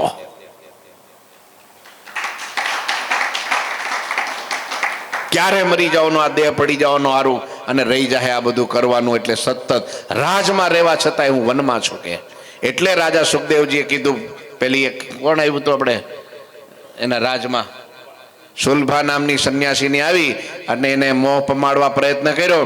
ત્યારે રાજા જનકે કીધું, મારા પંચશીલ નામના મારા ગુરુ ઋષિ એની કૃપાથી કોઈ મારા શરીરને અડધું કાપી નાખે કે કોઈ ચંદન ચર્ચે મારે સમાન છે. અરે કોઈ મને હાથીની અંબાડી પર બેહારીને વાહ વાહ કરે, ફૂલના હાર પહેરાવે, હોના ચાંદીના દાગીના પહેરાવે, અને કોઈ મને ગધેડે બેહારે તોય મારે સમાન છે. લ્યો, તોય મારે સમાન છે. કોઈ માન કરે તોય ભલે, અપમાન કરે તોય ભલે, મારે સમાન છે. ઈ રાજા જનકે એમ કીધું, આમ રહું છું સંસારમાં. અને ત્યારે કીધું, ઓહો હો, મારા પિતાએ કંઈ ખોટું નથી કીધું, ગુરુ તો આને જ કરવા પડે. લ્યો, અને ઈ રાજા જનકને કેટલું સુખ ભગવાનનું આવતું છે. એ એમ કે હું વનમાં, હું રાજમાં બેઠો છું તોય હું મારી જાતને એમ માનું છું હું એકલો જંગલમાં બેઠો છું. અને ત્યારે સુખદેવજી મહારાજ જ્યારે કથા એને સંભળાવવા બેઠા, અને ત્યારે આખી નગરી જનકપુરી સળગી, મિથિલા નગરી સળગી. અને એ વખતે સુખદેવજી મહારાજે કીધું કે જો આ બધા દોડ્યા પોતપોતાની વસ્તુ બચાવવા, તમે આખી નગર હળગે, તમારું રાજ હળગે, જાઓ જલ્દી બચાવવા. તે દિવસે રાજા જનકે એમ કીધું, મિથિલાયામ પ્રદીપ્તાયામ નમે દહ્યતિ કિંચના. આ મિથિલા હળગે એમાં મારું કાંઈ નથી હળગતું, હું અહીંયા ટેસ્ટથી બેઠો છું. અને આપણે તો થોડાક દેશકાળ કે થોડોક મંદુ આવે એટલે હું કે અરારારારા સ્વામી હમણાં બોલાવતા નહીં. એમાં તેજી આવે તો બિલકુલ નહીં બોલાવાના. કેમ કે અત્યારે નહીં, તેજીમાં મંદીમાં તો આવે પાછા, કામ ઓછું હોય એટલે. તેજીમાં બિલકુલ ન આવે. કેમ કે અત્યારે જ સમય છે શેનો? કમાવાનો. એટલે ડોન્ટ ડિસ્ટર્બ મી. લ્યો, આપણે આપણું જીવનપણું શાનાથી ગણ્યું છે એટલી જ વાત છે મુખ્ય. આપણે આપણું જીવનપણું શાનાથી કર્યું છે? ભગવાનના પંચ વિષયથી કે જગતના? હકીકતમાં સાચું આટલું છે. ભગવાને એમ કીધું કે જો એમાં ભગવાનની મૂર્તિમાં સુખ ન હોય, જો ત્યાગ અને વૈરાગ્યમાં સુખ ના હોય, ભજન ને ભક્તિમાં આરાધનામાં સુખ ના હોય, તો મનુ મહારાજા જેવા ચક્રવર્તી શાસન બ્રહ્માના પુત્ર મનુ મહારાજ જેવા સંસારનો ત્યાગ કરીને વનમાં ન જાય. સ્વયંભૂ મનુની વાત કરી અને પછી એમ કીધું ગોપીચંદ ને ભરથોરી જેવા રાજા સંસાર મૂકીને જંગલમાં ના જાય. જો એમાં સુખ ન હોય અને માત્ર સ્ત્રી અને ધન કે પદાર્થોમાં કે પદ કે પ્રતિષ્ઠામાં જ સુખ હોય, તો એ બધાય મોટા મોટા ચક્રવર્તી રાજાઓ હતા તો ન્યા જ રહે, એ આમ ન છોડે. પાંડવોએ આખું જ યુદ્ધ જીત્યા પછી, પોતાને ગાદી મળ્યા પછી તરત પોતાના દીકરાના દીકરાને, એટલે કે અર્જુનના દીકરાને, ને અર્જુનનો નહીં, સોરી, અભિમન્યુનો દીકરો, અર્જુનના દીકરાનો દીકરો પરીક્ષિત, એને ગાદીએ બેહાડી 5 ભાઈઓ 45 શહીદ, દ્રૌપદી સહિત હિમાલયમાં હાડ ગાળવા વયા ગયા. બોલો, હાડ ગાળવા વયા ગયા. બોલો કે આમાં નથી, આ તપાવી દેવું છે, આનો કોઈ અંત નથી. આને તો જેટલું તમે રોકો એટલો જ એનો અંત. બાકી તો ધરતી ફાટે, એમાં ગમે એટલું પાણી નાખો તો એ પણ પુરાય નહીં. અગ્નિમાં જેટલું ઘી નાખો એ અગ્નિ કોઈ દી ઠરે નહીં. એમ ઈચ્છાઓને જેટલી તમે પૂરી કરો એનો કોઈ અંત નહીં. એને તો તમે રોકો એટલો અંત, સંયમ રાખો એટલો. પણ એ ક્યારે રહે? તો કે છે યથાર્થ ભગવાનનો મહિમા સમજાઈ જાય કે ભગવાન સિવાય સાર વસ્તુ કાંઈ નથી. એનું સુખ શાશ્વત છે, બાકી બધા નાશવંત છે.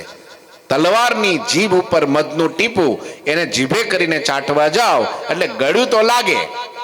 એ ગળ્યું લાગ્યું એનું સુખ કેટલું અને જીભ કપાઈ ગયા પછીનું દુઃખ કેટલું. સંસારના સુખમાં સુખ તો છે જ, પંચવિષયમાં સુખ તો ભગવાને જ મૂકેલું છે, એટલે છે, પણ એ ક્ષણિક છે, નાશવાંત છે, ક્ષણભંગુર છે.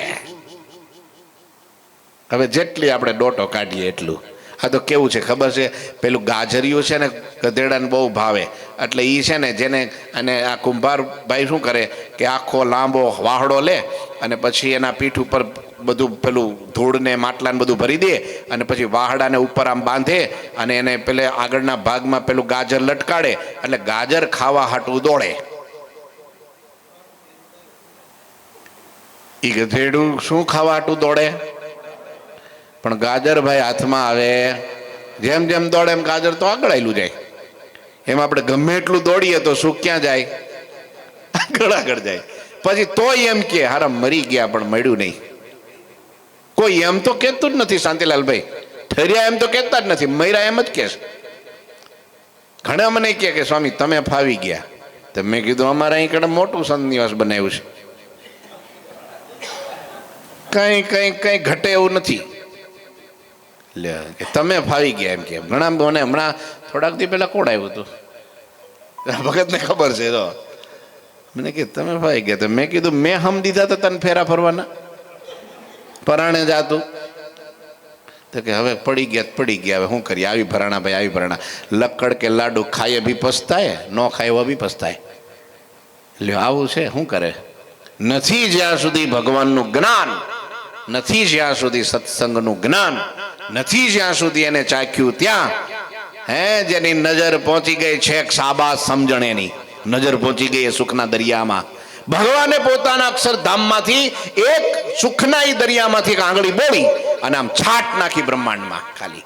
એક સુખના દરિયામાંથી, આ બહુ સાચી વાત આપણા નંદ સંતોએ કરેલી છો, એ સુખના મહાસાગરમાંથી એક આંગળી બોળી અને આ બ્રહ્માંડમાં છાટ નાખી અને ઉપર 6 માળમાં વેચાતું વેચાતું વધતું વધતું નીચે પડ્યું, આ પૃથ્વીલોકમાં આવ્યું. 6 જગ્યાએ વેચાતું વેચાતું એક ટીપામાંથી કેટલું વધ્યું છે તમે વિચાર કરો.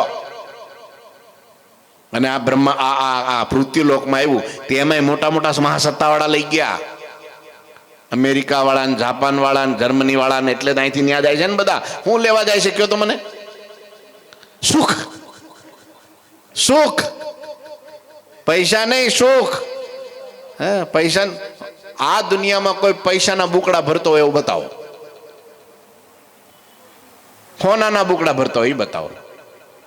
શું જોઈએ છે? સુખ. અહીં નથી એટલે ન્યા જાય છે. લેવા તો સુખ જ જાય છે ને, એને ખબર આ છે તો પેલું મળશે એટલે એ પેલા લેવા જાય, પછી અંતે તો સુખ જ ને, કે બીજું કઈ? તે મોટા મોટા ન્યા લઈ ગયા બધા. એમાં થોડું વધ્યું ભારતમાં આવ્યું, એમાં મોટા મોટા મુંબઈ દિલ્હી વાળા લઈ ગયા. એમાંથી વધતું વધતું ક્યાં આવ્યું? સુરતમાં આવ્યું એમ તો કયો. હા, તો સુરત વાળા મોટા મોટા માનધાતા, મોટા મોટી કંપની વાળા, મોટા મોટા આમાં બધા લઈ ગયા. એમાંથી થોડું થોડું વધ્યું તો આવતી આમ જતું ગયું, જતું જતું કાઠિયાવાડમાં ગયું. હવે ન્યાય ખેતી કરતા દાદા હોય ને બાવળિયા નીચે બેઠા હોય, કાંઈ ઉપર નળિયાય ન હોય, નીચે તળિયાય ન હોય, અને ટાટે સાહેબ બેઠા હોય ને બાજુમાં એ સરસ મજાની ઠંડી પાણીની માટલી ભરેલી હોય અને રોટલો ને છાશ ને મરચું ખાતા હોય, અને ન્યા જઈને બૂમ પાડો કેમ છગનલાલ. એ કોઈ છગનલાલ છે નહીં ને? જે છે લો દાદા, આ તો મેં અમતું હો, મને કઈ ખબર નહોતી ભાઈ. તો દાદા જ ઘરના છે આપણા. કેમ છે બોલો દાદા? હવે તમે, હવે તમારું નામ આવ્યું એટલે બોલવું પડશે. તારે શું કે ભાઈ મોજે દરિયા, નહીં ઉપર નળિયા, નહીં નીચે તળિયા, તોય મોજે દરિયા, મજા મજા છે. હવે એમની નજર પેલા દરિયામાં પહોંચી જાય તો, મહાસાગરમાં પહોંચી જાય તો, હવે એક ટીપામાંથી આટલા ભાગ પડતા પડતા અહીંયા આવ્યા હોય તો એ સુખ માટે મોટા મોટા માથા કપાવે છે. માથા કપાવે એના માટે ખૂન ખરાબા કરે, એ સુખ માટે કેટલી લૂંટ કરે, કેટલાના કતલ ઘાણ કાઢી નાખે. સિકંદર જેવા, મોટા મોટા ટ્રમ્પ જેવા ને કેવા યુદ્ધ કરે જો ને. શેના માટે કરે છે આ બધા કયો? શેના માટે કરે છે? હવે એની નજર ન્યા પોગી જાય મહાસાગરમાં તો રે અહીંયા કાંઈ થાય? બસ આપણું નિશાની છે. ભગવાને કીધું નિશાનનું વચનામૃત, તાકી રહેવું નિશાન અક્ષરધામ, ભગવાનની મૂર્તિ. સાચો તો ઈ છે. ઈ હારે તોય ભલે ને જીતે તોય ભલે પોતાનું નિશાન લેવા માટે કટિબદ્ધ રાત દિવસ સાવધાન ઉભો રે. ઈ યોદ્ધો હાચો. બાકી તો ધન ઉપર નજર હોય, એ જો હારવાના થઈશું ને તો ભાગી જઈશું લે, અને જો જીતી જઈશું ને તો બધું લૂંટી લઈશું. બાકી આને કઈ પેલું નિશાન બિશાન આરે કઈ મતલબ જ ન હોય. એ આવ્યા છીએ તો માણી લઈએ, મજા કરી લઈએ, તો કે પણ મરી જઈશું તો મરી જઈશું. તો એ પછી હું કે ખબર, પછી કોને ખબર કયો અવતાર આવ્યો, આ આવ્યો છે તો લઈ લો ને લાભ. પછી કોને ખબર? એને ખબર છે આપણા કરમ એવા છે કે બીજો અવતાર આવો આવે જ બોલો, આવે જ નહીં. હવે તો 184 કેરું લગડું એ માથે માગી લીધું અજ્ઞાની તારા, અંતરને દેખ વિચારી. દેવાનંદ સ્વામી કહે છે, લ્યો હાલા ભક્તો, વચનામૃતા બહુ કામનું છે.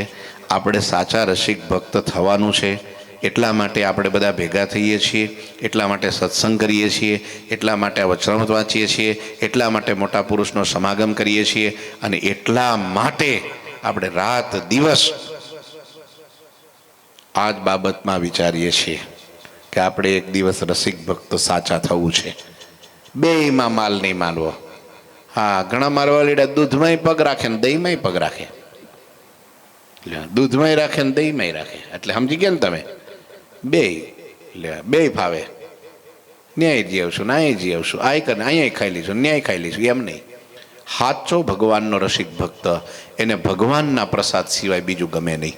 સાચો રસિક ભક્ત, એને ભગવાનના દર્શન સિવાય બીજું ગમે નહીં. સાચો ભગવાનનો રસિક ભક્ત, જેને ભગવાનના ચડાવેલા પુષ્પ, સંતને ચડાવેલા પુષ્પની સુગંધ સિવાય બીજું ગમે નહીં. સાચો રસિક ભક્ત ભોજનમાં પણ ભગવાનને ધરાવીને પ્રસાદ કરીને જમે એ સાચો રસિક ભક્ત. કારણ એ પ્રસાદનો મહિમા જાણીને સમજે છે. જમે છે ખરો પણ પ્રસાદ સમજીને જમે છે. અઘરું છે વચનામૃત થોડું, પણ આ વાત જો એકેય દિવસ ક્યારેય કરીશું જ નહીં તો આપણી ગતિ આ તરફ ક્યારે થશે? હવે તો જેટલા રમેશભાઈ જેટલા ચોમાસા કાઢ્યા એટલા હવે કાઢવાના છે. બોલો જ ખરા, કેટલા કાઢી નાખ્યા? હવે આ મોન્ટુભાઈ ને અનિલભાઈ કાઢે એટલા આપણે કાઢવાના છીએ. લ્યો ક્યાં કઈ કોઈ ખબર છે? લ્યો એટલે હવે આપણે ધીરે ધીરે ધીરે ધીરે આ વાતોને વાગોળતા વગોળતા આ જ વાત કરી ફરી પાછી દોહરાવીએ પછી એટલે ધીરે ધીરે આપણને ખબર પડે કે આપણો માર્ગ, હા ભલે મોડા પોક્ષી પણ આપણો રસ્તો સાચો છે, માલ સાચો છે આપણી પાસે, ખોટો નથી. આજ ન વેચાય કાલ નહીં તો જો વરસ પછી 15 વર્ષ પછી 25 વર્ષ પછી પણ એ વેચાવાનો એ માલ સાચો છે, ખોટો નથી. એમ આધ્યાત્મિક માર્ગ છે આપણો, આ સત્સંગનો માર્ગ છે. જેદી તેદી આ લોકમાં કે પરલોકમાં સુખી તો આજ કરશે, સુખી તો આજ કરશે. સુરપુર नरपुर नागपुर तीन में सुख नहीं, सुख तो हरि के चरण में या संतन के माही, सुख तो आज करશે. બાકી આખી દુનિયા હળગે છે અત્યારે જે આવે છે ને ખાલી સેજ આમ મારે તો આમ ખાલી વાતનો પોઈન્ટ મૂકો ત્યાં તો આખી વાત ખોડી આમ જો આમ આમ આમ ખુલ્લી કરી નાખે છે. બોલો બધાય. આજે હમણાં જ 5 વાગે બેઠા હતા એક ભાઈ અમારે મોટા વરાછથી આવ્યા હતા, સંદીપભાઈ મોરબીના. પછી મેં સેજ વાત પછી સત્સંગની વાતો ચાલુ કરી. પછી મેં કીધું આજ કેવી હાલત છે જો તો ખરા. જો આ ભગવાન ન હોય અને આ સંતો ન હોય ને આવા સ્થાન ન હોય તો શું થાય? ત્યાં તો એને ઓહો વરાળો કાઢવા માંડ્યા કે હું આજે કોના ઉપર ભરોસો કરવો? શું દશા થઈ યુવાનોની. આ યુવાનો બેઠા, હું તો કરોડો તમારા ચરણમાં વંદન કરું છું. આટલી ઉંમરના યુવાનો અત્યારે જગતમાં હું કરે છે કોઈ કાંઈ કહી નથી શકતું. કેટલે પહોંચી ગયા. અને એને કીધું વડોદરા, અમદાવાદ કે ભાવનગર કે રાજકોટ સૌથી વધારે ખતરનાકમાં ખતરનાક દશા હોય યુવાનોમાં તો સુરતમાં છે. એટલા ખોટે માર્ગે ચડી ગયા છે. રાતો રાત કરોડપતિ થઈ જવું છે આર્યન ભગત, રાતો રાત કરોડપતિ. અને કોકને મુંડા વિના મૂડી વાળું થવાતું. જો બોલ્યા બોલો એ એક જ કે. અને પાછું એને એ કીધું મને કે જે ભગવાનનો ભગત છે ને બહુ બધો આમ ભોળ પણ છે ને જેને આમ બહુ લાગણીશીલ છે, બહુ બધો એ રીતનો છે ને એને જ બધું સહન કરવાનું આવે છે. મેં કીધું એ તો એને જ થાવે ને ભાઈ, હોનાને જ કસોટી કરવાની હોય, કાંઈ પથ્થરાની થોડી થાય, કથિરની થોડી થાય. સાચો એને જ સહન કરવું પડે ને, ખોટાને હું ધૂળ સહન કરવાનું હોય? એને નાવા નીચવાનું કાંઈ હોય જ નહીં. આગળ પાછળ ઉલાડ દલાળ કાંઈ ન હોય. એ તો સીધો એને તો હું નરક ને હું સ્વર્ગ, એને હું લેવા દેવા હોય? એને ભગવાન હું, સાધુ હું, મા બાપ હું, પરિવાર હું, સંબંધ હું કાંઈ ન હોય. બધું આને હોય એટલે ચિંતા એને હોય. અને જે એની એવી રીતની ચિંતા કરતા હોય ને પોતાના સત્સંગની, પરિવારની, એની ચિંતા ઠાકોરજી કરતો હોય હો પાછો. હા, નહીતર તો કેદુનો સૂર્ય છે ને ધરતી સુધી પોગી ગયો હોય ને ભરતું થઈ ગયું હોય, બધું હળગીને રાગ પ્રલય થઈ ગયો હોય. જો ભગવાનના ભક્તો ધરતી ઉપર ન હોય અને સાધુ ભક્ત ધરતી ઉપર ન હોય અને ધરતી ઉપર ભગવાનના અવતાર ન થતા હોય ને તો કેદુનો પ્રલય થઈ ગયો હોય ને બધું ઉકલી ગયો હોય, બ્રહ્માંડનો નાશ થઈ ગયો હોય. એ ઓછા પાપ થાય છે પણ છતાંય આ ખારા સમુદ્રમાં મીઠી વીરડી આ સત્સંગ છે, આ સત્સંગ છે. એટલે છે ને ધીરે ધીરે આજને આજ બધું નહીં. આજ આંબાનો ગોટલો નાખો એટલે કાલ કેરીઓ ન આવે. એ 5 વર્ષ સુધી રાહ જોવી પડે, પાણી પાવું પડે, ખાતર નાખવું પડે, નીંદવું પડે, જે કાંઈ બધું એ ટ્રીટમેન્ટ એની કરવી પડે અને ત્યારે એ કેરી મધુર મજાની આવે. એમાં જે આપણે સત્સંગના શ્રી ગણેશ કર્યા છે, ધીરે ધીરે તરફ આગળ વધીએ અને પાછી વૃત્તિ રાખીએ. હું એક દિવસ નાશ થવાનું છે, થોડુંક થઈ જાય ને બહુ ટેન્શન નહીં લેને કા, ટેન્શન નહીં લેને, देने का भी नहीं, किसी को देने का भी नहीं. આ નહીતર કે આપણે કોકને દઈ દઈએ. હું પેલા અડુદા કરતા એમ, આ મને અડ્યો હું એને અડુદો. હા પેલો કેમ ખો દે ને ખો, હા, ખોખો નહીં રમવાની. હા, એ તો મને કોને કોને કીધું હમણાં થોડાક દિવસ ઓફિસમાં બેઠા હતા ને, મને કે હું કરીએ, કોક આપણને છેતરી જાય ને આપણે કેમ જીવવું પછી આમ. ગામડે જઈને શું કરીને, ખેતી ન હોય, ખેતી હોય તો વરસાદ ન હોય, ત્યાં જઈને શું કરવું, એટલે જીવન જીવા કાંઈક તો કરવું ને. મેં કીધું આમ થોડું કરાય, ભગવાન જેવો ધણી વિશ્વાસ તો રાખ થોડોક તો. હે, ભગવાન છે ને, જેને જેનો આશરો એને એની લાજ, સમજ્યા? એટલે કાંઈ એવું કોઈ દી કરવું.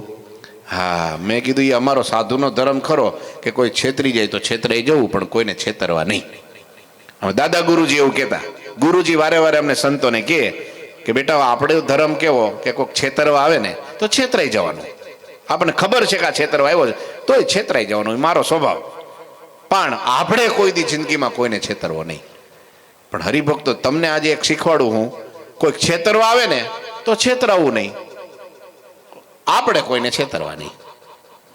આપણે કોઈ દી છેતરાવું નહીં અને આપણે કોઈને છેતરવા નહીં. હા, સંતોષી જીવન પૂર્ણકામપણું માનવું. આપણને ભગવાન મળ્યા છે, ભગવાન કંઈ આપણે વેચી ખાધા નથી. આપણને આવા મોટા અક્ષરધામના અનાદિ મુક્ત જેવા સંતો, આવા સદગુરુ મળ્યા છે, આવો રૂડો સત્સંગ મળ્યો છે. માટે આપણે જગ જીતી ગયા છીએ, ફાવી ગયા છીએ, અને આપણે જે મેળવવાનું હોય તે મેળવી લીધું છે. ક્યારે હાય હોય બહુ લાંબી કરવી નહીં. અમારા ભાવિનભાઈ જેમ જો આ બેઠા, હે તમારે આખો દિવસ સત્સંગ ને ભજન, એ આ તો મારા હો ભાગ્ય છે કે મને આ સત્સંગ હાવ નવા છે, હમણાંથી જ જોડાયા છે, તો આખો દી ઉત્સાહમાં, કઈ ટેન્શન નહીં કે ભગવાન બધું કરશે. મને મારા મોટા ભાગ છે કે મને ભેટો કરાવી દીધો. બોલો, આ મને એવી જ વાત કરે, જ્યારે વાત કરે ને ખુમારીમાં જ વાત કરે. બોલો, હવે ભાગ્ય કહેવાય ને. આપણને તો ઘણો સમયથી મળ્યા છે. આ સવારે જ ખુમારીની કથા આવી હતી, એટલી જબરજસ્ત. કાઠિયાવાડના ભક્તોને કેવી ખુમારી ભગવાનની હતી. ભગવાન ઓળખાઈ ગયા, એનો પ્રતાપ જાણ્યો ત્યારે એવી ખુમારી ચડી, એવી ખુમારી. હવે ખુમારીની કથા હું આવતી સભામાં કહીશ. આજ કરવા જઈશ તો પછી 11:15 વાગી જાય, કારણ ખુમારી વસ્તુ જ એવી છે, પછી એમાં બ્રેક ન લાગે. કાં બોલ્યા નહીં? રાખો હવે, એમ કીધું ને.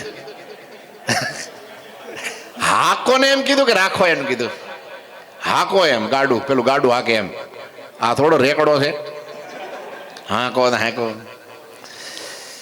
હાંકે કરો ને એમ કે કાઠિયાવાડ એમ કે આપણે રાખીએ. હવે કથા કલાક થઈ ગઈ છે, રાખીએ તો કે ના હાંકે કરો ને તમ તારે, હાંકે કરો ને તો એકો હાંકતા હોય એમ નહીં.